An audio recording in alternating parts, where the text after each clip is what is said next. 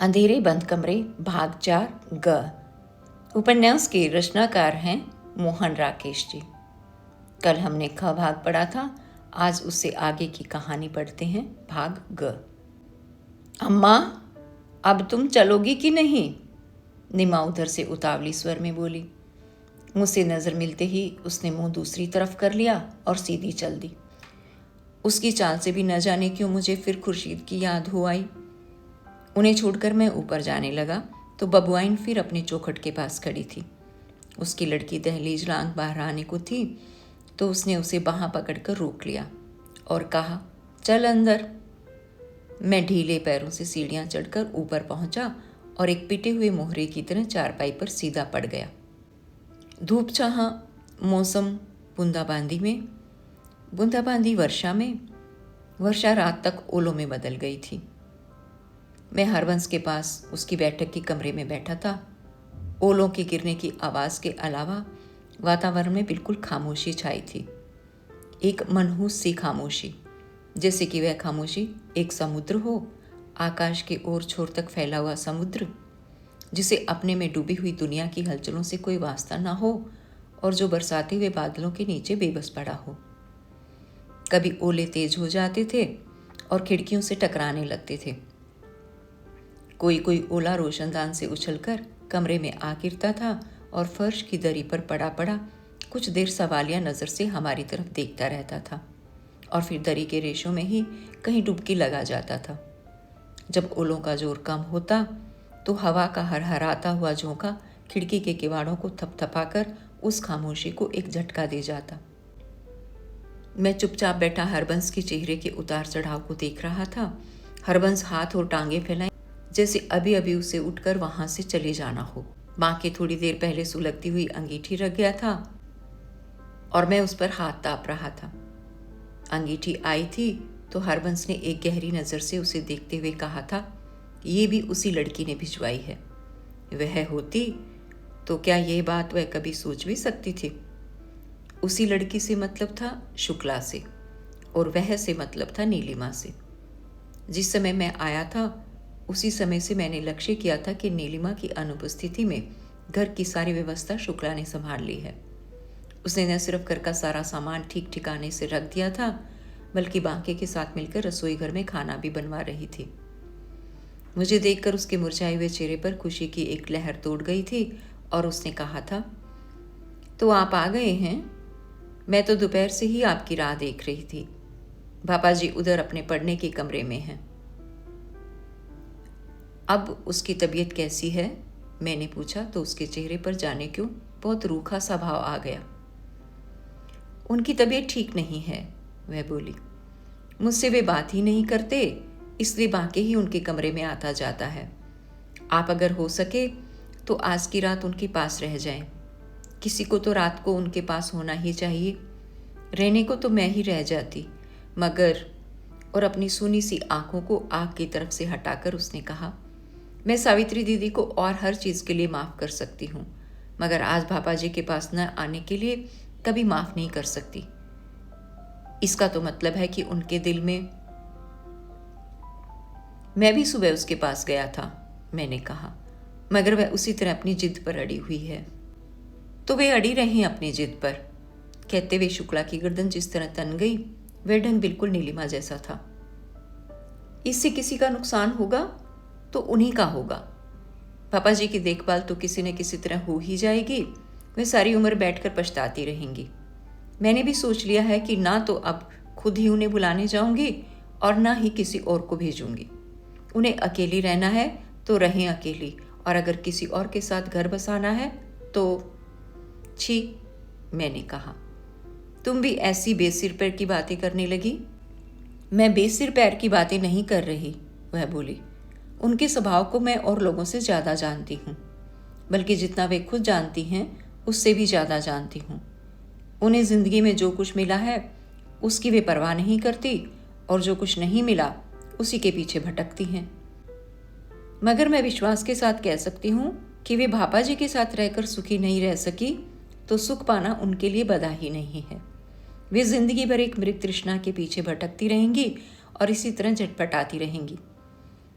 शुक्ला का जूड़ा ढीला हो रहा था, शायद दिन भर की व्यवस्था के कारण। उसके बालों की कई लटें उसके चेहरे पर आ गई थी। उसकी फिरोजी रंग की कांजीवरम की साड़ी भी बहुत ढीले ढाले ढंग से बंधी हुई थी, जिससे उसका शरीर कुछ फूला फूला सा लग रहा था। जाने आग की वजह से या वैसे ही उसका चेहरा पहले से कहीं चिकना लग रहा था। मेरे मन में सहसा ये बात उठाई कि शायद थोड़े दिनों में ही वह माँ बनने वाली है। उसी क्षण शायद मेरी आंखों के भाव को पढ़कर वह थोड़ा लज्जा गई और उसके चेहरे की चिकनाहट में हल्की सी सुर्खी घुल गई, जिससे मेरा अनुमान निश्चय में बदल गया। बाकी ने हरबंस के कमरे में ले जाने के लिए कॉफ़ी बना ली थी। मैंने कॉफ़ी की ट्रे उसके हाथ से ले ली और कहा, तुम रहने दो, मैं ले जाता हूँ। जब मैं ट्रे लेकर वहाँ से चलने लगा तो शुक्ला का सुर्ख चेहरा आग की तरह ही दमक रहा था। हरबंस अपने पढ़ने के कमरे में उसी पलंग पर लेटा हुआ था जिस पर एक बार मैंने रात काटी थी। अपने रूखे उलझे हुए बालों और दिन भर की बड़ी हुई दाढ़ी के कारण वह सचमुच बहुत बीमार लग रहा था। मुझे देखते हुए एक झटके के साथ सीधा उठ बैठा और अपनी टांगों पर फैले हुए कंबल को हटाता हुआ बोला, आओ, मैं तुम्हारा ही इंतज़ार कर रहा था। मैंने सोचा था कि शायद तुम कुछ जल्दी आओगे। मैंने ट्रे रख दी और एक ही सांस में पूरा ब्यौरा दे दिया कि सुबह से अब तक मैं किस तरह व्यस्त रहा हूँ। सिर्फ नीलिमा के पास जाने की बात मैंने नहीं बताई। उसके पलंग के नीचे विस्की की बोतल रखी थी जो 3/4 से ज़्यादा खाली थी। उसके साथ ही सोडा की कई खाली बोतलें रखी थी। तिपाई पर कुछ फाइलें रखी हुई थी जिनमें अस्त व्यस्त लिखे हुए कुछ कागज़ थे। मैंने बैठते हुए एक सरसरी नज़र उन कागज़ों पर डाली तो मुझे ये पहचानने में देर नहीं लगी कि वे वही कागज़ हैं जिन पर कभी उसने एक उपन्यास लिखना आरंभ किया था और जो तब से अब तक उसी तरह उलझे हुए रखे थे। उसने जल्दी से उन फाइलों को बंद कर दिया और बिस्तर से उठ खड़ा हुआ। चलो साथ के कमरे में चलकर बैठते हैं, उसने कहा। कल रात से यहाँ पड़े पड़े मेरा जिस्म और दिमाग बिल्कुल जंग खा गए हैं। और उसने खुद ही कॉफ़ी की ट्रे उठा ली। हम दोनों बैठक के कमरे में आ गए। उसने खुद ही कॉफ़ी बनाई और एक प्याली मेरी तरफ बढ़ा दी। तुम कल से अब तक बहुत सुस्त पड़ गए हो, मैंने कहा। मैंने जानबूझकर ये नहीं कहा कि वह कल से काफ़ी अस्वस्थ लग रहा है। शायद बिस्तर में पड़े रहने की वजह से ऐसा लग रहा हो, वह बोला। वैसे मैं बिल्कुल ठीक हूँ। इसका मतलब है कि तुम पड़े पड़े बहुत कुछ सोचते रहे हो? उसने सिर्फ कंधे हिला दिए और कॉफ़ी के घूंट भरता रहा। फिर क्षण भर बाद स्वयं ही बोला, हाँ, कुछ सोचता भी रहा हूँ। और कुछ क्यों, कई कुछ सोचता रहा हूँ। तुम्हें पता है कि सावित्री घर छोड़कर चली गई है? मुझे पता है, वह बीजी के घर पर है।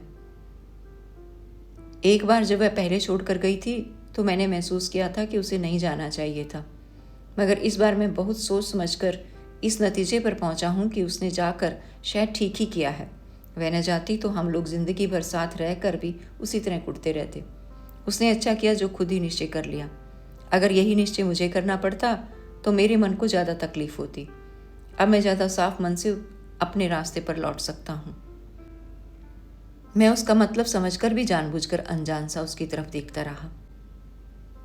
वह बताने लगा कि किस तरह जब पिछली रात को वे लोग लौटकर घर आए तो पहले कुछ देर दोनों में कोई बातचीत नहीं हुई और उन्होंने चुपचाप बैठकर खाना खाया। खाना खाने के बाद नीलिमा ने उसके बहुत पास आकर उसकी आंखों में देखते हुए कहा, तो तुम्हें आज मुझसे बहुत निराशा हुई है ना? अगर सच पूछती हो तो मुझे बहुत निराशा हुई है, वह बोला।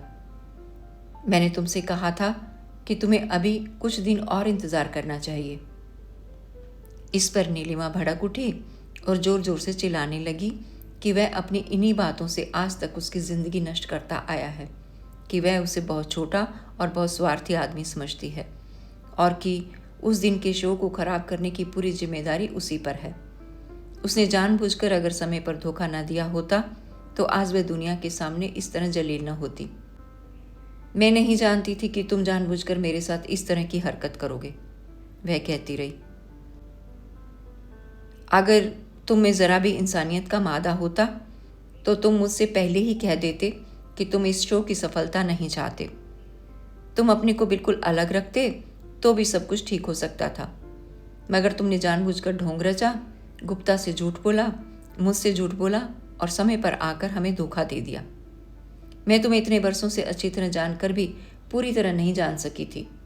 मैं नहीं जानती थी कि कोई इंसान इतना नीचे तक गिर सकता है। तुमने यूरोप में एम्प्रेसारियों के साथ मिलकर सारे ग्रुप को जिस तरह ख्वार किया था, उसकी भी वजह ठीक से मुझे अब समझ आ रही है। तुम्हारे लिए मैं सिर्फ औरत का शरीर हूँ, तुम्हारी वासना पूर्ति का साधन, और तुम ये बर्दाश्त नहीं कर सकते कि मैं इससे ज़्यादा कुछ बनूं। तुम खुद एक असफल आदमी हो, इसलिए तुम मुझे भी अपनी तरह असफल बनाकर रखना चाहते हो। मगर मैं असफल चाहे रहूं, तुम्हारे घर में अब नहीं रहूंगी। मुझे अफसोस है कि मैंने ये फैसला बहुत पहले ही क्यों नहीं कर लिया, मगर अब समय हाथ से निकल गया है, इसलिए मैं मन मार कर चुपचाप तुम्हारे पास नहीं बैठी रहूंगी। मैं तुम्हारा घर छोड़कर जा रही हूँ और इसी समय जा रही हूँ। अगर तुम जरा भी इंसान हो तो मुझे रोकने या वापस बुलाने की कोशिश मत करना। मेरी तरफ से तुम्हें खुली छुट्टी है कि तुम जो जी चाहे करो, जिसे चाहे घर में रखो और जैसे चाहे अपनी ज़िंदगी बिताओ। हम आज तक भी एक दूसरे के लिए अजनबी थे, मगर इस बात को मानना नहीं चाहते थे। अब आगे के लिए इतना ही फ़र्क होगा कि हम इस बात को मान कर रहेंगे। अच्छा यही होगा कि आज के बाद न तुम मेरा चेहरा देखो और न ही मैं तुम्हारा चेहरा देखूं। हमें आज से समझ लेना चाहिए कि हम एक दूसरे के लिए मर चुके हैं। नीलिमा बोल रही थी और वह अपना सिर हाथ में पकड़े चुपचाप पलंग पर बैठा था। उसे बार बार एक ही बात सूझ रही थी कि वह उसे बाहों से पकड़ ले और उसके मुंह पर हाथ रखकर उसका मुंह बंद कर दे, मगर वह यह भी नहीं कर सका और चुपचाप बैठा रहा। बोलते बोलते नीलिमा के मुंह से झाग आने लगा तो उसे उस पर दया भी आई, मगर उसने बिना कुछ कहे चुपचाप विस्की की बोतल लाकर खोल दी। नीलिमा दूसरे कमरे में चली गई तो उसने एक गिलास में विस्की डालकर बांके के हाथ उसके लिए भी भेज दी, मगर उसने गिलास बांके से लेकर ज़मीन पर पटक दिया और जल्दी जल्दी अपने कपड़े वगैरह बांधकर खुद ही टैक्सी लाने भी चली गई। जब उसने अपना सामान टैक्सी में रख लिया और सोए हुए अरुण को उठाकर बाहर जाने लगी तो बांके घबराया हुआ शुक्ला को बुलाने चला गया, मगर शुक्ला के आने से पहले ही वह वहां से चली गई थी। तब से ही मैं इस लड़की को देख रहा हूं। हरबंस हाथ और टांगे फैलाए कॉफी का घूंट भरकर बोला। कल रात से अब तक इसने क्या नहीं किया। मैं दरवाजा अंदर से बंद करके शराब पी रहा था और ये बाहर इस तरह बेचैन सी घूम रही थी जैसे इसी के साथ कोई दुर्घटना हुई हो। मुझे इसने आवाज़ नहीं दी, खुद दरवाज़ा भी नहीं खटखटाया, इसलिए कि मैं इसके साथ बात नहीं करता, इसलिए कि मुझे इसका बुरा ना लगे, मगर इसकी हर हल्की से हल्की आहट और फुसफुसाहट मेरे कानों में पड़ती रही है। बाकी जब भी दरवाज़ा खटखटाता था तो मुझे पता चल जाता था कि ये दरवाजे के पास ही खड़ी है। कभी कभी तो मुझे महसूस होता था जैसे ये बंद दरवाजे के अंदर चली आई हो और मेरे सामने खड़ी होकर खामोश आंखों से मुझे देख रही हो। कोई व्यक्ति पास न होते हुए भी इतना पास हो सकता है, ये मैंने पहली बार महसूस किया। मुझे लग रहा था कि मेरे अंदर की ही कोई कमजोरी उभर कर बाहर आ रही है और मैं इसकी उपस्थिति की बात भूल जाना चाहता था। मेरा शरीर और मन जैसे एक पहाड़ के शिखर से नीचे को झूलकर रुका हुआ था। मैं उस स्थिति से बचने के लिए, उसे भूलने के लिए लगातार पीता रहा, मगर मुझसे महसूस होता था कि जो चीज़ मुझे गिरने से बचाए हुए है वह शराब नहीं है, एक ऐसा हाथ है जो छुए बिना मुझे कसकर पकड़े हुए है। मुझे मन में एक आभार का अनुभव भी हो रहा था और उस अनुभव से मुझे कुछ बुरा भी लग रहा था।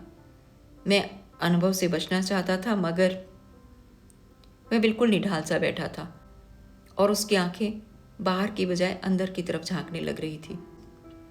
ओलों का तूफान बीच में जोर से खिड़की से टकराता और धीमा पड़ जाता था। वह एक कड़वी चीज को निगलने की तरह कुछ देर आंखें बंद किए और माथे पर बल डाले बैठा रहा और फिर बोला, आधी रात को मेरी तबीयत बहुत खराब हो गई। पहले क्या हुई, फिर सर चकराने लगा और सारे शरीर में जान निकलती हुई सी लगने लगी। तब शायद रात के 2 या 2:30 बजे थे।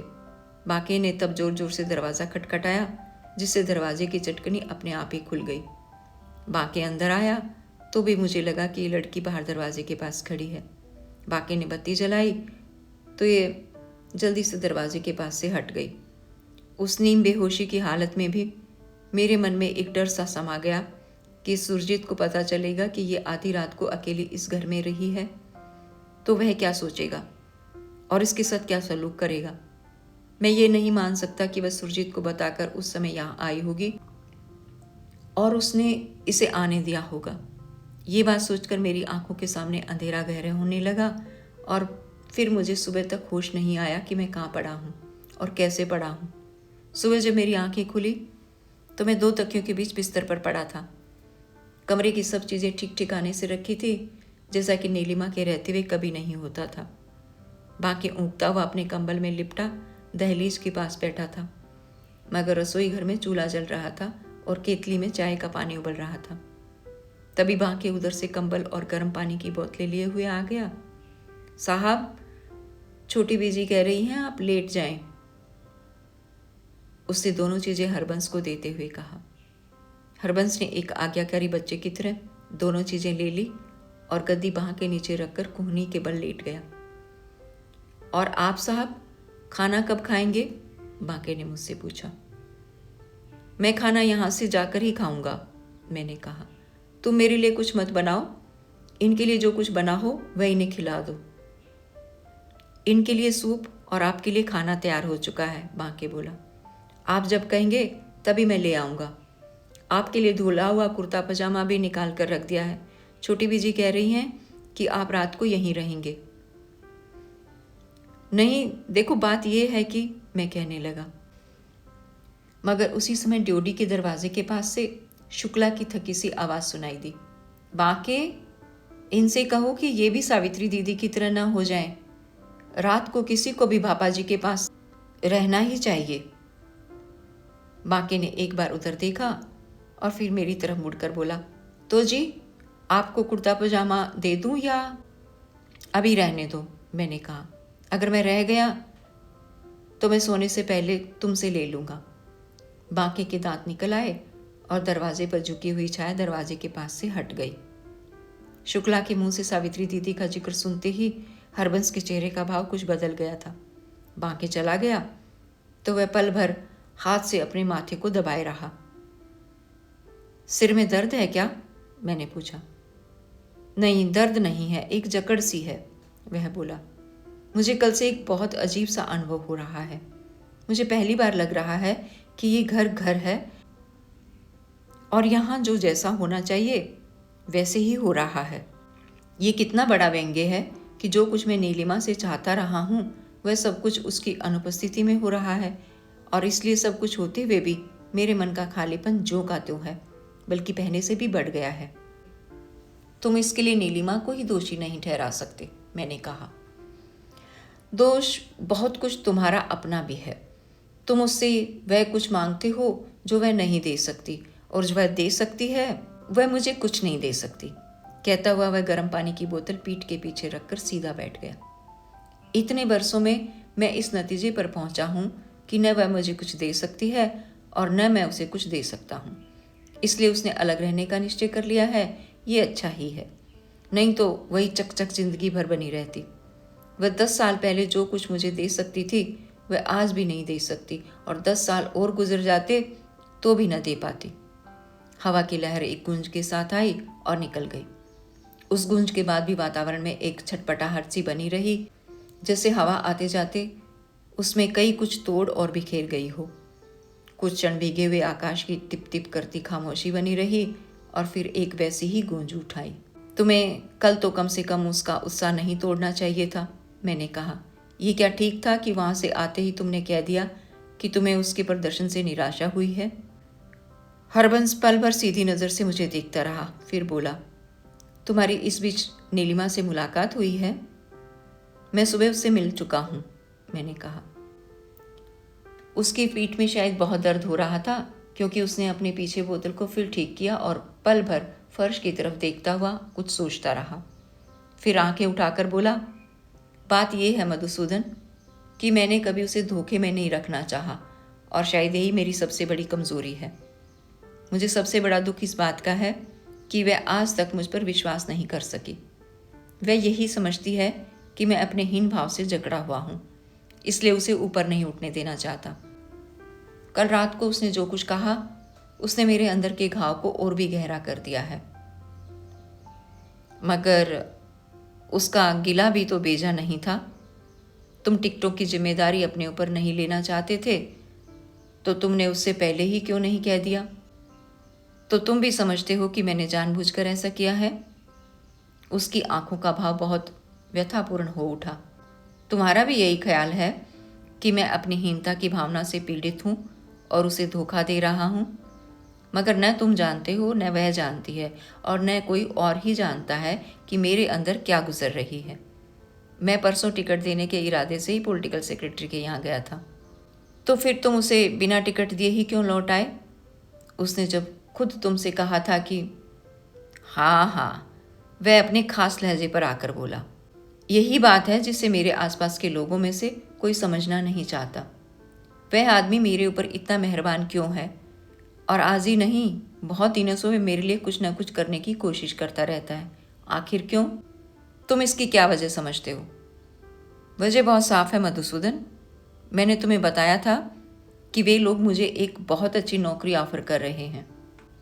हाँ, ये तो बताया था, मगर ये नहीं बताया कि वह नौकरी कैसी है और तुम्हें उसे लेने में एतराज़ क्या है। नौकरी बहुत अच्छी है, वह बोला, और सीधे तौर पर देखा जाए तो मुझे उसे लेने में कोई एतराज़ नहीं होना चाहिए।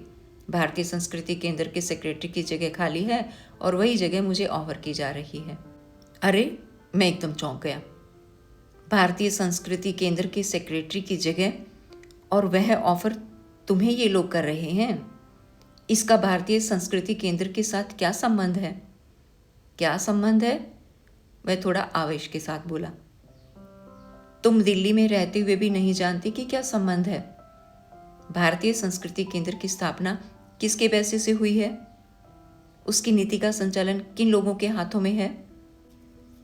शची को उसकी प्रधानता स्वीकार करने के लिए तुम्हें पता है कितना पैसा दिया जाता है? मगर? मैं भुचक्का से उसके चेहरे की तरफ देखता रहा। मगर क्यों? मगर भारतीय संस्कृति केंद्र तो भारतीय कला और संस्कृति को प्रोत्साहित करने का ही काम करता है। उनके कार्यक्रमों में तो ऐसा कुछ नहीं होता जिसका दूर से भी राजनीति के साथ किसी तरह का संबंध हो। हरबंस ने हताश भाव से कंधे हिलाए और पल भर चुप रहा। फिर बोला, तुम पत्रकार हो और जानते हो कि राजनीति में बफर स्टेट क्या अर्थ रखती है। साहित्य, कला और संस्कृति के क्षेत्र में भी इस तरह की बफर स्टेट अपना अर्थ रखती है। भारतीय संस्कृति केंद्र का काम सिर्फ इतना ही है कि वह साहित्यिकों और कलाकारों की एक ऐसी बफर स्टेट बनाए रखे जिसकी कम से कम दूसरे पक्ष के साथ सहानुभूति ना हो। राजनीतिक दृष्टि से ये काम तुम्हारे ख्याल में कम महत्वपूर्ण है? इसी काम के लिए ये लोग कल्चर नाम की अंग्रेजी साप्ताहिक को पैसा दे रहे हैं।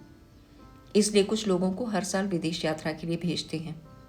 ये सब के सब उस बफर स्टेट को बनाए रखने के साधन हैं।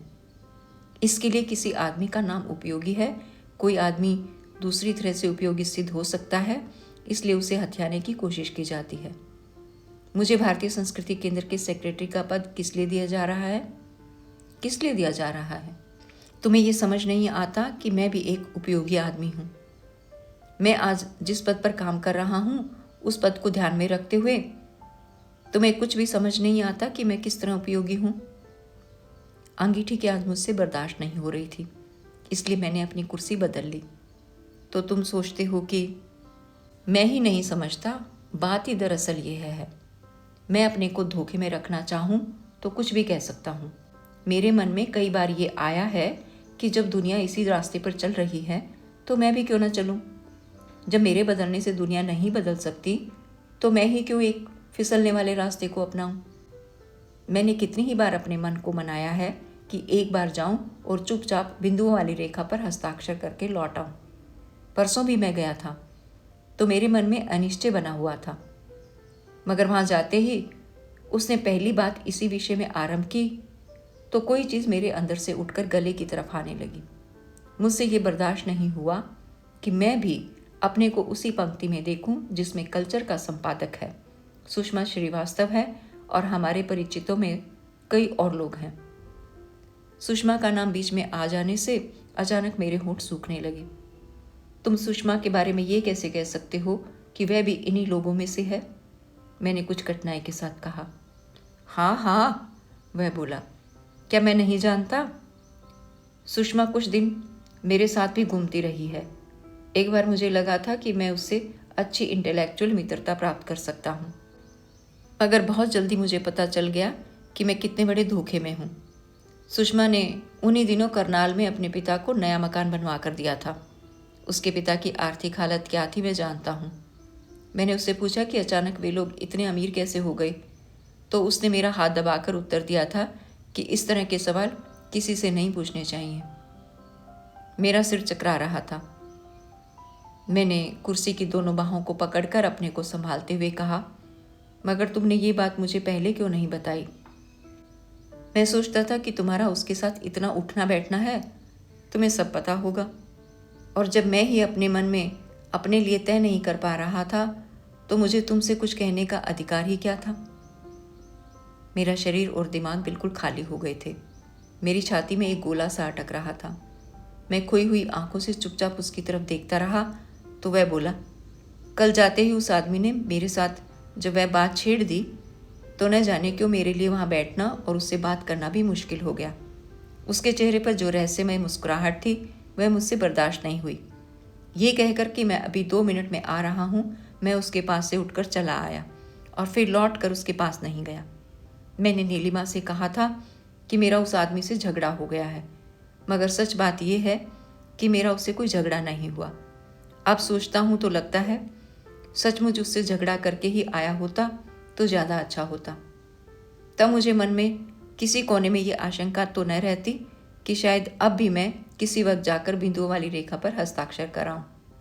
मधुसूदन भाई, दरवाजे के चौखट के पास से शुक्ला की थकी हुई आवाज़ फिर सुनाई दे गई। मैं उठकर ड्योढ़ी में आ गया तो वह थोड़ा गुस्से के साथ बोली, देखिए सारी रात बापा जी की तबीयत खराब रही है और अब भी ये लगातार बातें किए जा रहे हैं। कल को क्या ये अस्पताल ही जाना चाहते हैं? आप इन्हें बातें करने से रोकिए और कहिए कि थोड़ा सा सूप पीकर सो जाएं। मैं आपका खाना भी भेज रही हूँ। रात काफ़ी हो गई है और वैसे भी इतनी सर्दी है, आप लोगों को अब चुपचाप सो जाना चाहिए। उसका जूड़ा बिल्कुल खुल गया था, जिससे उसके बाल कंधों पर बिखर आए थे। उस रूप और अपने अधिकारपूर्ण स्वर के कारण वह सचमुच घर की मालकिन लग रही थी। मैं अभी जाकर उसे बात करने से रोक देता हूँ, मैंने कहा। तुम खाना भेज दो। मैं कमरे में आया तो हरबंस तब अपनी बाह आंखों पर रखकर सीधा लेट गया था। वह ज़रा भी नहीं हिला डुला, तो मुझे लगा कि वह अचानक ही सो गया है। तुम्हें नींद आ गई? मैंने पूछा। नहीं, उसने बाह हटाकर आंखें खोल ली। बाके से कह दो कि सूप ले आए। और क्षण भर बाद उसने इतने धीमे स्वर में कि मैं भी उसे कठिनाई से ही सुन सकता था कहा, और सुनो मधुसूदन, तुम रात को यहीं रहना, चले नहीं जाना। ठीक है, नहीं जाऊंगा, मगर अगर कुछ नहीं। मैं तुम्हें बता नहीं सकता कि मुझे कैसा लग रहा है। ये लड़की कल से जिस तरह का व्यवहार कर रही है उससे मुझे अपने से ही डर लगता है। क्यों? डर कैसा लगता है? मुझे डर लगता है कि अगर मैं अकेला घर में रहा और ये इसी तरह सब कुछ करती रही तो न जाने। ओलों का तूफान तो थम गया, मगर तूफानी हवा रात भर चलती रही। हरबंस अपने बेडरूम में सोया था और मैं उसी पलंग पर था जिस पर मैंने एक रात पहले काटी थी। जाने उस पलंग में ही ऐसी कुछ बात थी या क्या कि मैं जिस करवट में लेटता वही करवट मुझे अस्वाभाविक लगती। गली के लैंप की रोशनी रोशनदान के शीशे से छनकर कमरे में आती हुई बहुत बुझी बुझी और उदास लग रही थी। लैंप पोस्ट के आगे का पेड़ हिलता था तो वह रोशनी भी इधर से उधर सरकने लगती थी, जैसे वह अपने से भाग रही हो। सड़क से गुजरती हुई गाड़ियों की रोशनियां कभी कभी दीवार को उजला कर देती थी। दीवार एकदम सफ़ेद हो जाती थी। अलमारियों में रखी हुई किताबों की जिल्दें चमक उठती थी और फिर सब कुछ अंधेरे में गुम हो जाता था। मेरे मन में आने वाले दिनों की एक तस्वीर भी उसी तरह उभर कर अंधेरे में गुम हो जाती थी। डिफेंस कॉलोनी या जोरबाग का एक घर, आंगन में उगे हुए कैक्टस, पाम और मोरपंखी के पौधे, सरपत के सहारे उठे हुए स्वीट पीस दूध मुंह बच्चे की तरह मुस्कुराते हुए, लॉन की घास पर चलते समय पैरों में उठती हुई एक कोमल चुनचुनाहट, गार्डन चेयर पर बैठकर आकाश की ओर ताकती हुई सुषमा पीछे से आकर कंधे पर हाथ रख देती है। उसकी कोमल बाहें धीरे धीरे गले को कस लेती हैं और आंखों के पास आई हुई आंखें स्वीट पीस की तरह मुस्कुरा उठती हैं। फिर घर की धूप शिमला, कश्मीर और नैनी की मखमली धूप में बदल जाती है। पहाड़ की चोटी से दिखाई देते हुए बादल के टुकड़े सूर्यास्त के समय कई कई रंगों में नहा लेते हैं। घाटी से खच्चरों की घंटियों की आवाज़ सुनाई देती है। सुषमा की कोमल उंगलियां मेरी उंगलियों में कसती जाती हैं। हवा में उड़ते हुए रेशमी बाल और उलझी हुई बाहों के दूधिया कैक्टस। हवा के हर झोंके के साथ कैक्टसों में फूल उगाते हैं, कबूतरों के पंखों की तरह कोमल कोमल फूल। शरीर सेमल के से स्पर्श से ढकता जाता है और रोम रोम में चुभते हुए कांटे बहुत मीठे लगते हैं। वातावरण की नमी गरम गरम सांसों में गरमा जाती है। उसके बाद मरमरी प्यालों में गरम गरम चाय। वातावरण की महक शरीर में और शरीर की महक वातावरण में भर जाती है। सुगंध का स्वर हृदय की धड़कनें तेज कर देता है। आधी आधी रात तक नाइट लैम्प के सुरमई उजाले में बेमतलब की बातें होती हैं। आंखें खुलती हैं तो बंद हो रहना चाहती हैं। ला बोहीम। किसी अंधेरे कोने में आधी रात तक क्लासिक के विषय में बातचीत चलती है। जिंदगी बहुत हल्के हल्के कदमों से आगे बढ़ती है। आपस से हल्की हल्की बातचीत, पार्टियों में हल्की हल्की चुस्कियां, दोस्तों के साथ हल्की हल्की मुस्कुराहटें, सब कुछ हल्का और कोमल। हवा खिड़की को झटका दे जाती, दीवार उजली होकर स्याह पड़ जाती और मैं करवट बदल लेता। करवट के साथ ही जिंदगी भी बदल जाती। 2 छोटे छोटे कमरों का घर, सुबह सुबह बर्तन मलने और कमरे बुहारने की आवाज़, ठकुराइन का झाइयों से लदा हुआ चेहरा, टूटे हुए मोड़े पर बैठकर अखबार पढ़ते हुए निम्मा चाय की प्याली लेकर पास आ खड़ी होती है। चाय पर पत्तियां तैर रही हैं। निम्मा की आंखें सहमी हुई हैं, जैसे उसे हवा से भी डर लग रहा हो कि वह अभी उसे डांट देगी। उसकी पतली पतली बाहें देखने में भी चुभती सी लगती हैं। बाहों को हाथ में पकड़ते ही वह एक घोंगे की तरह अपने में सिमट जाती है और बाहों में कस लेने पर इस तरह विस्मय के साथ देखती है जैसे उसके साथ कोई बहुत ही रहस्यमयी घटना घटित हो रही हो। वह नीचे को झुकती जाती है, यहाँ तक कि उसका दुबला शरीर भी बाहों के लिए बोझ बन जाता है। उसके हाथों से राख और प्याज की और कपड़ों से पसीने की गंध आती है। चेहरा ऊपर उठाने पर उसकी आंखें आंसुओं से भीगी नजर आती हैं। गली में सब्जी वाले जोर जोर से चिल्लाते हैं। ऊपर से इबादत अली की सितार का स्वर सुनाई देता है। दिन भर के काम से थका हुआ सिर तकिए पर रखते ही नींद आने लगती है। पड़ोस के घर से किसी बच्चे के रोने और प्याज से दाल के छोंकने की आवाज़ सुनाई देती है। मैं करवट बदलकर सीधा हो जाता। अंधेरे का रंग सुरमई और उजला सुरमई होकर फिर गहराने लगता। आनंद पर्वत की वह बरसाती, वही रोज रोज अकेले लौटना और दरवाजे पर दस्तक देना। बबुआइन उसी तरह संदेह भरी आंखों से देखती है और अपनी लड़की को बाहां पकड़कर अंदर भेज देती है। सीढ़ियां चढ़ते हुए कमरे में दाखिल होने को मन नहीं होता। कमरे में आकर किसी चीज़ को रखने उठाने को मन नहीं होता। खिड़की के पास खड़े होकर दिल्ली का दूर दूर तक का विस्तार दिखाई देता है। सराय रुहेला स्टेशन से एक एक करके गाड़ियां गुजरती जाती हैं। अंधेरे में एक भटकती हुई रूह बार बार करहा उठती है। मैं कमरे से छत पर आता हूँ और छत से कमरे पर लौट जाता हूँ। काफ़ी देर करवटें बदलने पर भी नींद नहीं आई तो मैं उठकर बैठ गया। उठकर कमरे की बत्ती जला दी। दीवार पर फेड इन और फेड आउट होते हुए रंग सहसा लुप्त हो गए। पास ही तिपाई पर हरबंस की फाइलें रखी थी। मैं कुछ देर उनके अधूरे अधलिखे पन्नों को पलटता रहा। अध्याय 1, बाबूजी के यहाँ पहली भेंट। 2 चेहरे, उसके नाखून, एक सवाल। अध्याय 5, बर्फ बहुत गिरी है मगर मन में कोई खुशी नहीं। भ्रूण हत्या सिर पर मंडरा रही है। क्या अपराध की अनुभूति ही अपराध का सबसे बड़ा दंड नहीं है? अध्याय 11, एकांत सड़क और खाली जेब।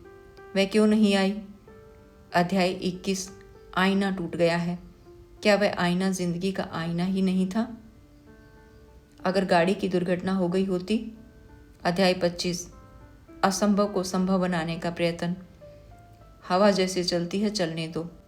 संख्याहीन अध्याय। इतने वर्षों में इन कागजों को कीड़े क्यों नहीं खा गए? ये सब बकवास है, कोरी बकवास।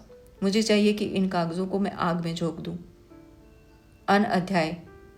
आखिर अंत क्या होगा? मैंने कागज रख दिए और कमरे से बाहर निकल आया।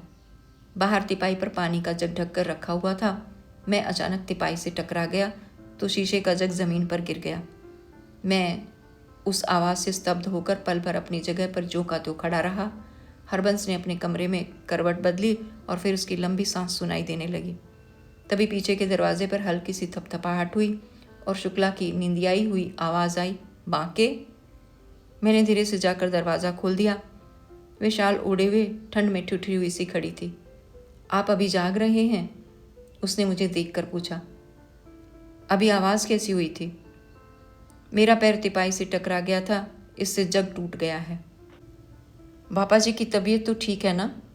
हाँ, मेरा ख्याल है उसे नींद आ गई है। शुक्र है, वह बोली। मैं तो डर गई थी कि कहीं। तुम भी अभी तक जग रही हो? नहीं, जाग नहीं रही थी, मगर पूरी तरह सोई भी नहीं थी। सुरजीत देर से घर आया था, उसे खाना खाकर सोए अभी थोड़ी ही देर हुई है। मेरा ध्यान फिर उसके शरीर के फैलाव की ओर चला गया और मुझे लगा कि उसे इतनी ठंड में बाहर नहीं आना चाहिए था। तुम सो रहो हरबंस के पास, मैं तो हूं ही। मैं आपको एक बात बताना भूल गई थी।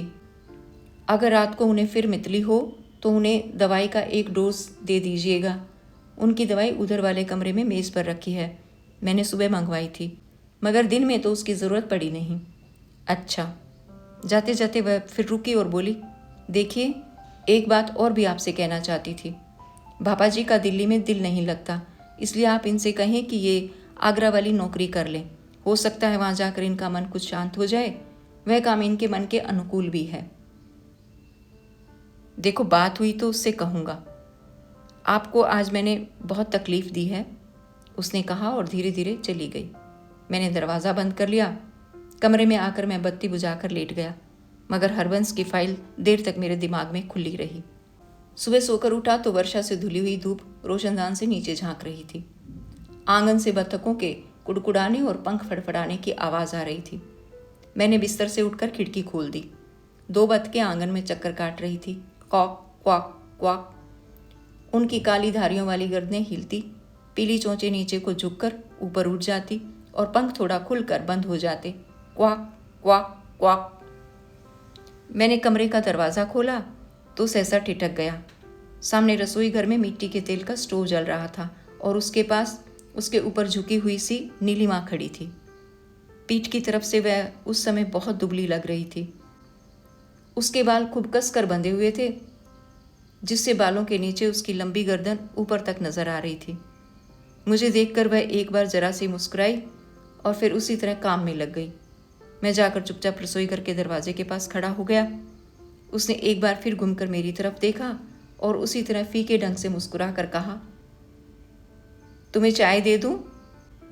तुम बना लो तो साथ ही पीते हैं, मैंने कहा। तुम कमरे में चलो, मैं लेकर आ रही हूं। हरबंस सो रहा है? मैंने पूछा। उसने धीरे से सिर हिलाया और गर्म पानी से प्यालियां धोने लगी। मैं कमरे में लौट आया। हरबंस की फाइलें तिपाई पर खुली हुई रखी थी। मैंने उन्हें बंद किया और उठाकर मेज़ पर रख दिया। नीलिमा चाय लेकर आ गई। चाय बनाते हुए भी उसने कोई बात नहीं की। चाय के 2-1 घूंट भर चुकने के बाद उसने कहा, तुम्हें रात को ठीक से नींद आ गई थी? शुरू में तो काफ़ी देर में जागता रहा था, मैंने कहा, मगर बाद में मैं सो गया था।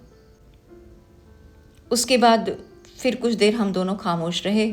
फिर मैंने पूछा, तुम किस वक्त आई हो? मैं अभी थोड़ी देर पहले ही आई हूँ, वह बोली। फिर कुछ देर चाय की प्याली में ना जाने क्या देखते रहने के बाद उसने कहा, सुबह सुरजीत मेरे पास आया था। अच्छा, रात को शुक्ला को काफ़ी बुखार हो गया है। अप्रैल मई में उसके बेबी होने वाला है, इसलिए सुरजीत बहुत घबराया हुआ था।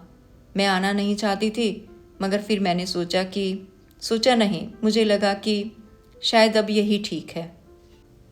अच्छा किया जो तुमने ये बात जल्दी सोच ली। और कुछ देर चुप रहने के बाद मैंने कहा, शुक्ला कल और परसों दोनों दिन बहुत हैरान हुई है और उसने काम भी बहुत किया है। मुझे पता है, वह बोली। सुरजीत ने मुझे बताया था। सुरजीत को मालूम था? मालूम कैसे ना होता। रात को जग टूटने पर जब वह तुमसे पूछने के लिए आई थी तो वह उस वक्त जाग रहा था। हाँ, वह बेचारा तो रात भर नहीं सोया। यहाँ से जाकर शुक्ला को कुछ मितली इतली भी हुई थी, वह सारी रात उसे संभालता रहा।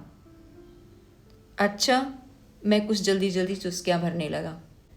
मेरा तो ख्याल है कि वह हम में से सबसे अच्छा आदमी है। मैं चुपचाप चाय पीता रहा।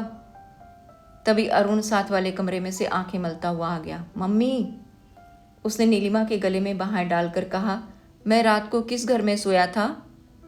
तू रात को नानी के घर में सोया था, कहते हुए नीलिमा ने उसे उठाकर गोद में बिठा लिया और उसके सिर पर हाथ फेरने लगी। तो अब अपने घर में कैसे आ गया? तेरी बतखें तुझे सोए सोए अपने पंखों पर बिठाकर ले आई थी। मेरी बतखें कहाँ हैं? अरुण एकदम उसकी गोद से उतर गया। बाहर आंगन में घूम रही हैं। आ हा हा। अरुण ने हाथ पर हाथ मारा और बाहर भाग गया। ये बतखें तुम खरीद कर लाई हो? मैंने पूछा। नहीं, वह बोली। कल शाम को मैं अरुण को जंतर मंतर में घुमाने के लिए ले गई थी। वहाँ से लौट कर आ रही थी तो ये सड़क पर पड़ी थी। शायद कोई क्रिसमस ईव के लिए ले जा रहा होगा और रास्ते में उससे गिर गई होंगी। इनके पैर आपस में बंधे हुए थे और ये वहाँ पड़ी पड़ी कुड़कुड़ा रही थी। मुझे लगा कि किसी बस या कार के नीचे आकर कुचली जाएंगी, इसलिए मैंने उन्हें उठा लिया। कुछ देर इन्हें लिए वहाँ खड़ी रही कि शायद कोई इन्हें लेने के लिए आ जाए, मगर कोई नहीं आया तो मैं इसे घर ले आई। घर आकर रात तक अरुण इन्हीं से खेलता रहा। इनसे खेलता खेलता ही सो गया। अच्छा हुआ, नहीं तो सोने से पहले बॉबी के पास आने के लिए रोता। अरुण दोनों बतखों को बगलों में दबाए हुए बाहर से आ गया। बतखें उसकी बाहों के दबाव से कुछ सहम गई थी और टुकुर टुकुर सामने की तरफ देख रही थी।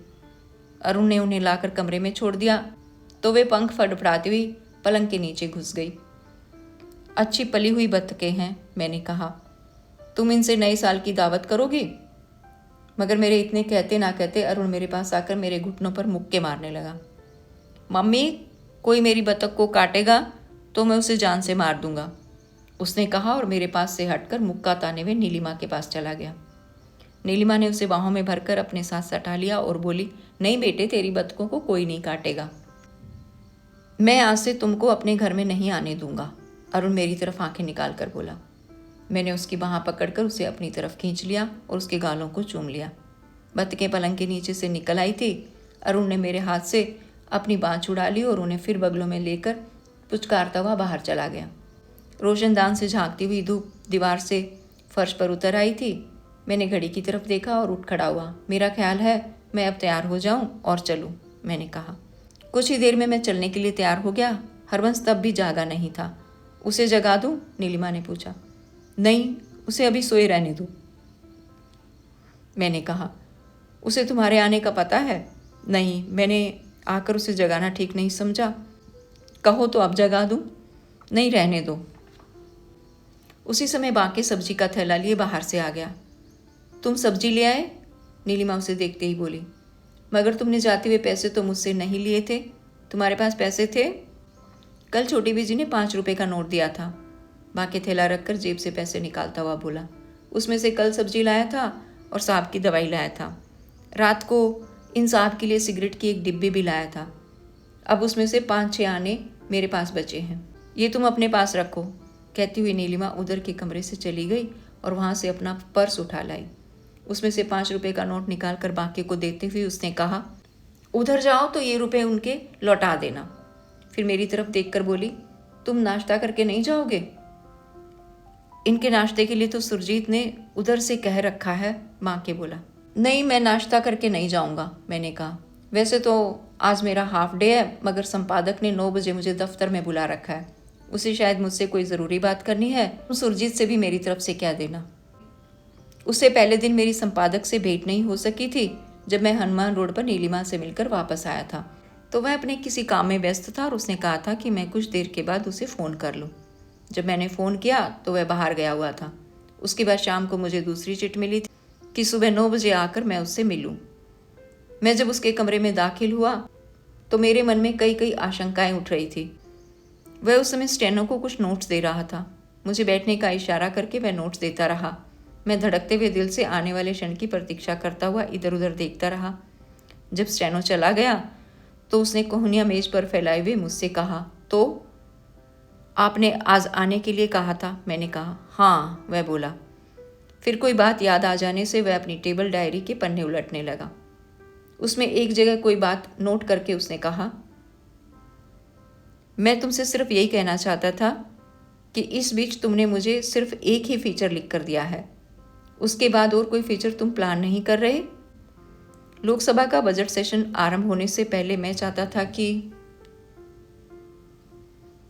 आपने उस फीचर के बारे में अपनी राय मुझे नहीं बताई थी, मैंने कहा। हाँ, वह फीचर ठीक ही था, वह आवाज़ को कुछ लटका कर बोला।